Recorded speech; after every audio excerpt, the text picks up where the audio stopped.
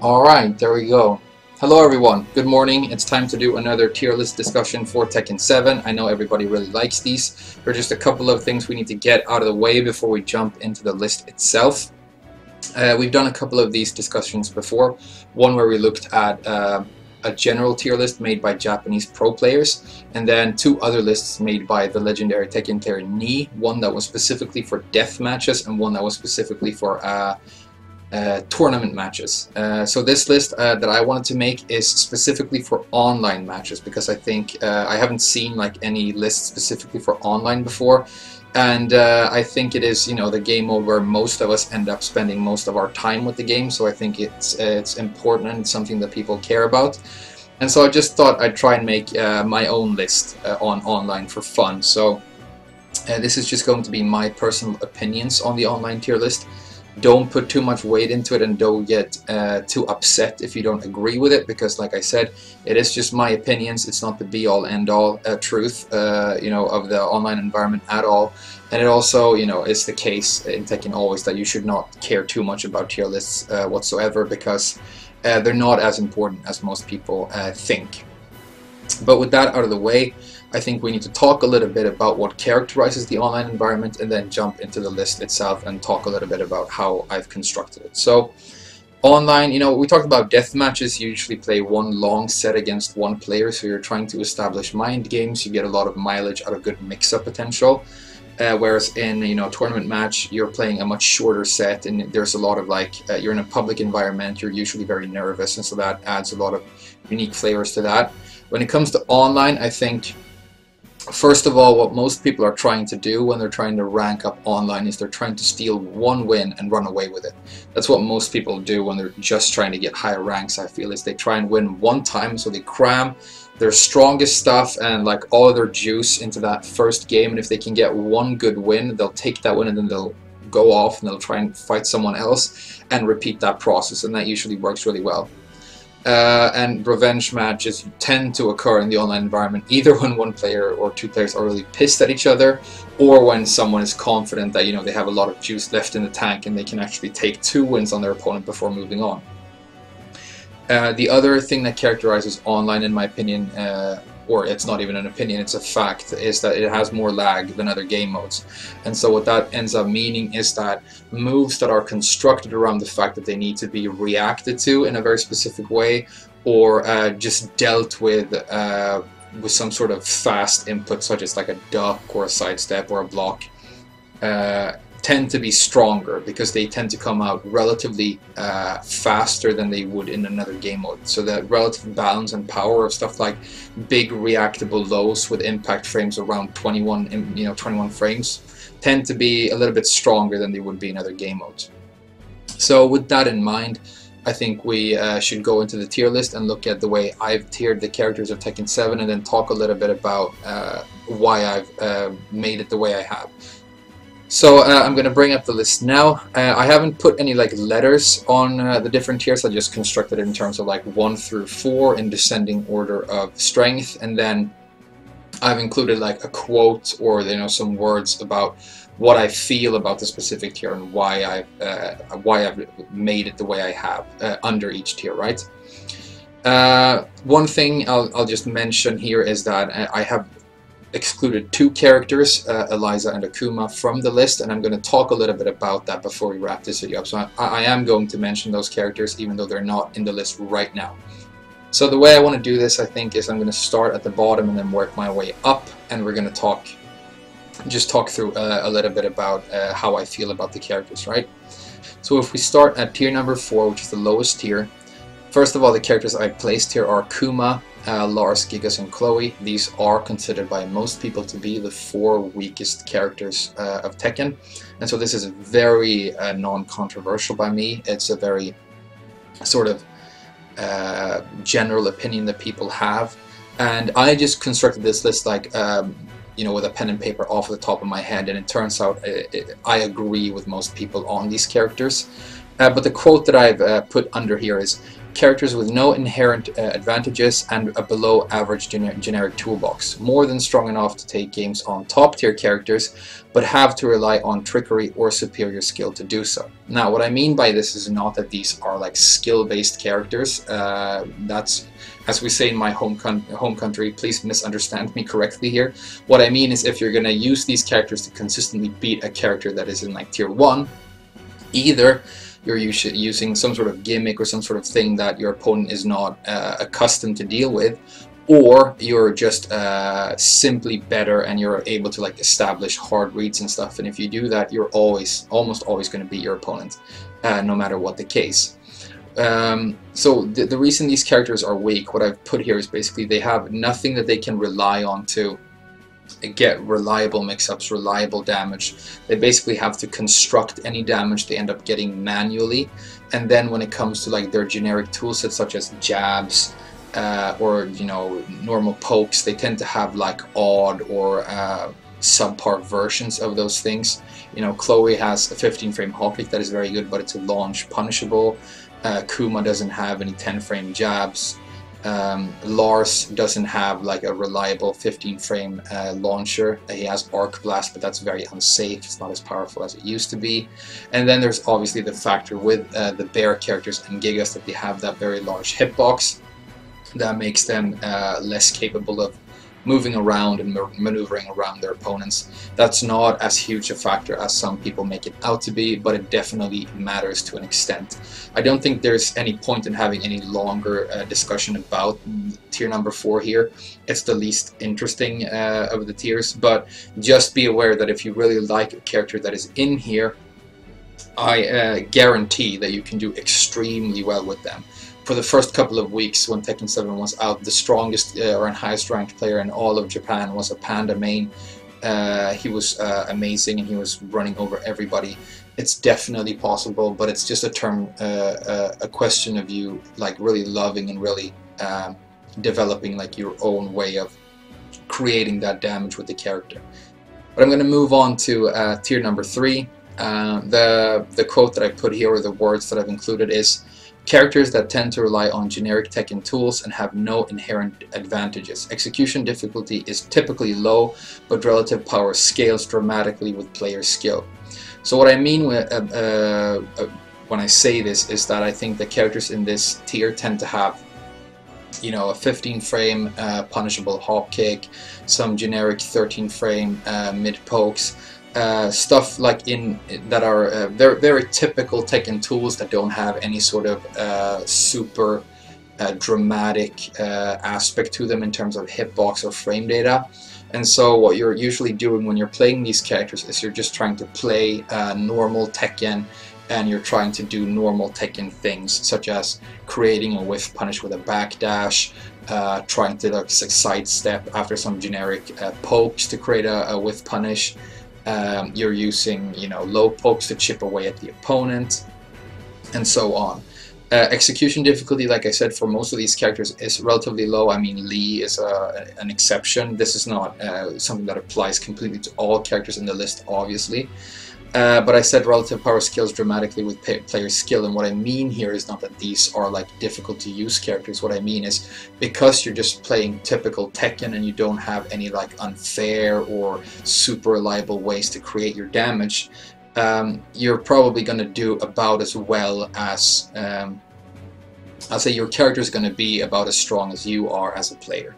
And so if you're very good at moving, if you're an accomplished Tekken player and you know how to move properly, and you know how to, you know, you have good matchup knowledge and you know how to deal with your matchups, then that's what's going to create your wins with these characters. You don't have these moves that you can just do, and most of the time they're going to land you in favorable situations and lead to a lot of damage just by doing the move themselves. So there's a lot of manual work with these characters, and I think Miguel is a good example of that. Kazuya is another great example of that. They're characters that have to do a lot of work in terms of moving, poking, ducking, and there's a lot of that going on with these characters. And so yeah, I think that describes most of them well. And then there are outliers, you know. Eliza and Oscar are turtley characters. They rely on superior range and so on. Jack falls into that category as well. But you know, generic stuff. Miguel is generic. Shaheen is very generic, probably the most generic character in the game. And then Raven is an outlier because Raven is very unorthodox. I just put Raven here because I feel that this is where she sort of lives in the online tier list, somewhere between 2 and 3 maybe. She's very strong. She's non-generic, but she is. I don't think you can justify putting her in tier 2 here, in my opinion. She's a little bit too easy to deal with when you get used to her, in my opinion. Okay, so if we're going to move on up to tier 2, the words that I've included here are characters that establish an advantage on all lower characters by applying difficult to escape pressure or dealing unfair amounts of damage. That is something that I think applies to most, but not all of these characters. So this is basically characters that you play, and if you're facing any character that is not in this tier or higher, then you have advantages. Usually characters in this tier will attack very confidently because they have a lot of very powerful stuff that they can create these chains and flowcharts with, and then it becomes an issue of their opponent dealing with that in very specific ways, and as we mentioned earlier, that is difficult to do in an online environment.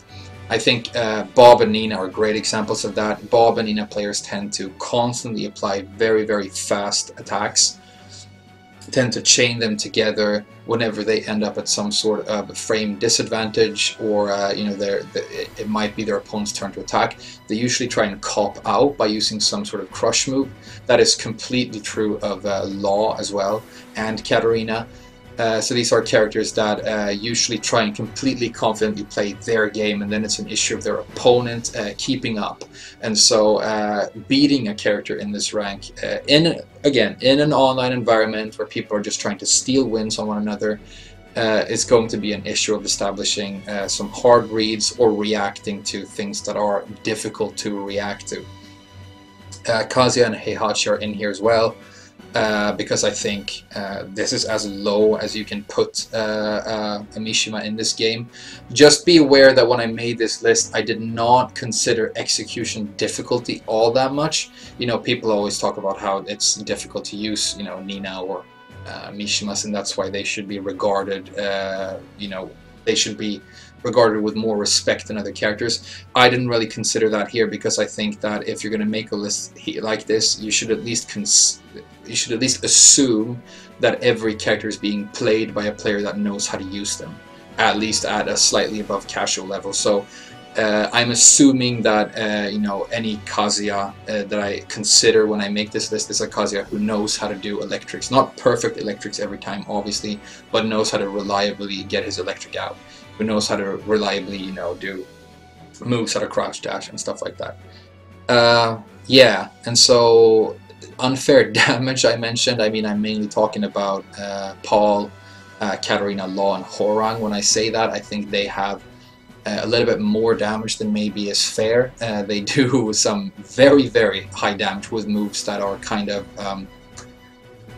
they're not like big combo starters or super risky moves or anything. They'll just connect with something and they'll take out larger chunks than I think is maybe necessary. And I think the epitome example of that is Paul's Death Fist. I think this is another controversial opinion of mine, but I think you could basically scale back the damage of Paul's Death Fist by as much as 50%, and I think it would still be a balanced and usable move. So yeah, it gets away with being as good as it is because it is considered iconic by a lot of people, and I think that's a very dangerous and bad way of balancing a move in a character. So yeah. Alright, is that going to wrap it up for this tier? I think so. And then we're going to move up to tier number 1, and here we've got the strongest characters in the game in an online environment, in my opinion. The characters that I've included are Dragunov, Claudio, Xiaoyu, Brian, Eddie, and Devil Jin. And the words that the quote that I've put in is characters that tend to win even against superior players by rotating a handful of moves that are better than they should be. That's the best way I could think of putting it. And I think, first of all, Claudio and Eddie probably don't belong in this tier if we're not talking about online, but I think that in online they do.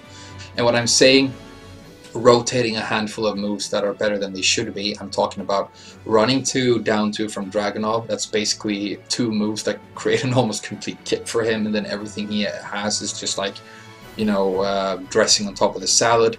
Claudio has a hop kick that is so good, especially online. It creates so many different opportunities that he can basically continuously gamble on it, and that will yield him advantageous lead to advantageous situations for him often enough that if he just keeps on applying it, he will win in the long run a lot in the online environment. When he gets his starburst, he gets almost, I mean, for the most part in the online environment, an unseeable low launcher in the terms of his starburst down to 2. That's kind of difficult to deal with online.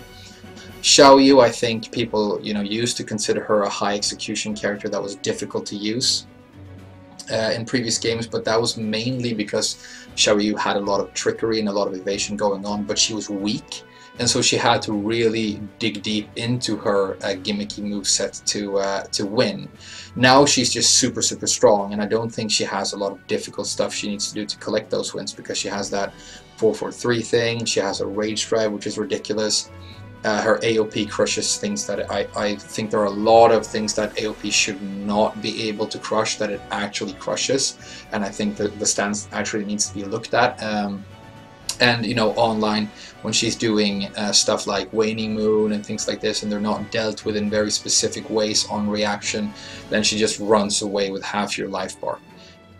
Brian, I mean, one of the most beloved and popular characters in all of Tekken history, and one of the most popular characters online, and my least favorite Tekken character of all time. I haven't talked about this in any of my previous videos because I don't like to come with a lot of negativity when I make videos. It's not what I'm here for. But I'll just mention quickly that he's my least favorite character design ever in Tekken, and it's this frustrating thing where a lot of people seem to think that he is high execution and really difficult to use because he can do some technical stuff with his taunt and stuff, but then he actually does not need to do any of that to completely steamroll people in the online environment. If you want to play him at the highest level, if you want to do, you know, some of his more technical setups, yes, you have to be very good. But if you just want to steal wins on people online, you can basically rotate like 4 or 5 moves that are almost completely safe, never land you at any kind of disadvantage, and just tend to get you wins without even having to try all that much. And I'm talking about stuff like his orbital and moves like that, his back one, and so on. Eddie I've just included here because I think that you have to sort of study Eddie, you have to get very used to him, and then he becomes a lot weaker. But when you're just playing online, he's kind of rare, then he shows up, and then he's just everywhere doing everything. And another thing about Eddie that is very unique, the reason I think he's so strong in this game, actually doesn't have all that much to do with the fact that he's unorthodox in terms of moving and jumping around and things like this. It's actually that he tends to, it's almost like he has body armor. It's almost like Eddie has a life bar that is twice as big as any other character. Because when he's in a lot of his stance transitions, when you're trying to beat him, you're looking at him from afar usually, and you're trying to find an opening to come in and blow him up and interrupt him with something. But when you do that, because he's usually in the air or in some kind of stance, he actually gets all damage he takes downscaled. And so he takes a lot of downscale damage all the time, meaning that when you usually have to launch or hit your opponent with something powerful 3 or 4 times to take a round, in a typical case, Eddie you might have to do it 6 or 7 times, simply because you're going to start off doing like, you know, 70% damage when you attack him, because he's doing something, you know, he's flying through the air or whatever. And you know, most people hate running into him online for these reasons, but like I said, I don't think he belongs in the top tier if we're talking about high-level tournament matches where everybody basically knows the matchup and so on. And then Devil Jin, I think, I've said it before, I think Devil Jin is the strongest character in Tekken 7, period. I think he is, maybe there should be like a 0 tier and he should be alone up there. I think Devil Jin is the strongest character in the game. Not by a huge margin, but I think he deserves that title, and that's just my opinion again. Unlike most other characters in this tier, I mean, Eddie's kind of technical, but Dragunov, Claudio, Xiaoyu, and Brian I think are not at all. Devil Jin, you obviously have to learn how to play Mishimas, you obviously have to learn how to do electrics, you have to learn how to do all those things, but assuming that you already know that, and that you're already a somewhat accomplished Mishima player, I think he is just so strong. I think his Hell Sweep, honestly, most of the time is almost a win button. I feel like it's almost a win button. I run into good Devil Jin players, and we're playing a lot of like cool Tekken, we're moving around, and then when he's in a dangerous spot, when he really feels like he's not winning and he wants to win, he just presses his win button, which is his Hell Sweep, and then he runs away with it. Hell Sweep for Devil Jin is balanced around the fact that it's like, for the most part, an unseeable low launcher, but then it doesn't lead to full damage, and that's the way they balance the move. It doesn't lead to like a whole combo worth of damage. It gets its damage heavily downscaled, and so it does around and about the same kind of damage you would get off of a generic low parry. But the problem, I think, with that way of balancing the move is that in Tekken 7 we have, first of all, we have walls, and second of all we have rage arts and rage drives, and that means that Devil Jin can, if he hits with a Hell Sweep, he can completely steal positioning on the stage, which is a big deal, especially in higher level matches. Put his opponent in the corner or at the wall, and then he has a very favorable position. And Devil Jin has extremely good wall pressure, and his laser scraper is very, very good at the wall, and so on. He can even wall splat you, and then he can do a wall combo, and then he gets really good damage. And then also he can obviously apply rage drives and rage arts to boost that damage up as well. So there are a lot of situations where the balance aspect of the move, that it's not supposed to lead to full damage, actually goes out the window, and he's able to create that damage anyway. And that's why I feel that he is the strongest character in the game. That's a big aspect of it. You know, Electric Wind Godfist is an amazing move for a lot of reasons. It has to be applied correctly, but it is difficult to punish. It is extremely fast, and it leads to great damage. And then, yeah, Devil Jin is just a complete monster. And he actually has a very small, usable move pool, in my opinion. But it's a very concise and tiny and super powerful move list. So it's not like one of those characters where he has all of this complex stuff where you have no idea what he's going to do next. You usually have a pretty good idea of what Devil Jin is going to attack you with. It's just that it's so strong for the most part that you end up feeling helpless a lot of the time. So I think he is, in my opinion, the strongest character in the entire game. Okay, so that's going to wrap up my little discussion here. I'm sorry if I didn't mention your favorite character and talk about it specifically. What I'm going to do now is talk a little bit about Eliza and Akuma, and then we're going to wrap this up. So if we start with Akuma, the reason I haven't placed him anywhere is, first of all, it's the character that I have probably the least experience with, because, like I've said many times, I'm not interested in playing these characters. But I feel like Akuma is sometimes just creates these completely broken combos that do way too much damage. And he can chain you with his jump and make you feel helpless, and then in some matchups he seems to struggle to really do anything. So he's very difficult for me to consider, but it does seem to be the case that people who are very good with the character do extremely well, and people who are not good with the character tend to be extremely, extremely weak. And he really scales with player ability a lot. If I had to place him in a tier, I'd probably place him in tier 2. But the sort of quote that I included with like difficult to escape pressure and fair amounts of damage, that actually describes Akuma kind of well. So yeah, maybe I should have just placed him in tier 2. But I'm simply not confident enough, and I don't understand him mechanically well enough that I want to like put him on the screen here. And then Eliza, I want to put in tier 1 and tier 4. This is kind of weird, but in my opinion, Eliza, when she has bar and she's anywhere near the wall, she's like a tier 1 character in the online environment, because she can create like massive wall splats by using EX moves and stuff, and it's just a complete massacre when she's able to put you against the wall. But then when you run into an Eliza on a wall-less stage and she's not able to do that at all, she's actually very below average for the most part. Like her basic poke game is weak. You know, she tries to do that 3-hit string where she launches you and comes down with a kick, you know, from flying. I don't know the name of it, I don't remember. That's very easy to punish once you get gotten accustomed to it. I've actually gotten really used to dealing with her fireball lately, and so I tend to go over or around that quite easily.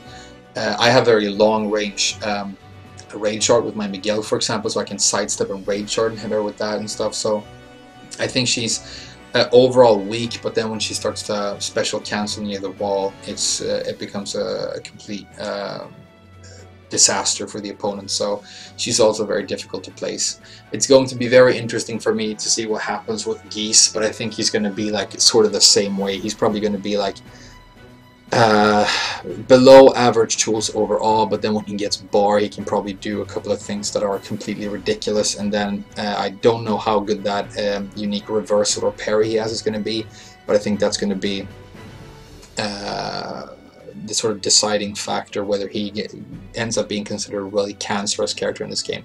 I actually have an inkling that I think Geese is going to be one of those characters that people hate so much.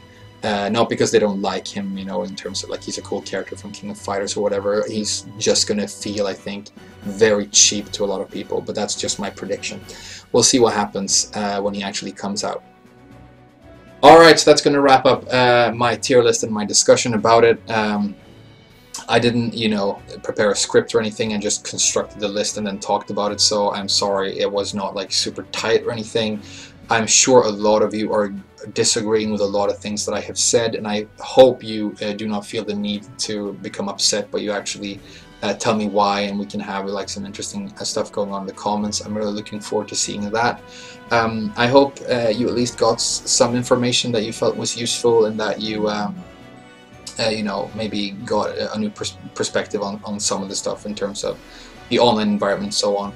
The last thing I just want to say is that online is hard. It is completely honorless. It's a lot of just win whatever the cost. That's the attitude of most people in the online environment. So just stay strong, do your best, keep moving in terms of your character, keep moving on the screen, and those opportunities will start coming up more and more and more. And yeah, I look forward to seeing you online sometime. Have a great day, and I'll see you in the next video. Bye bye.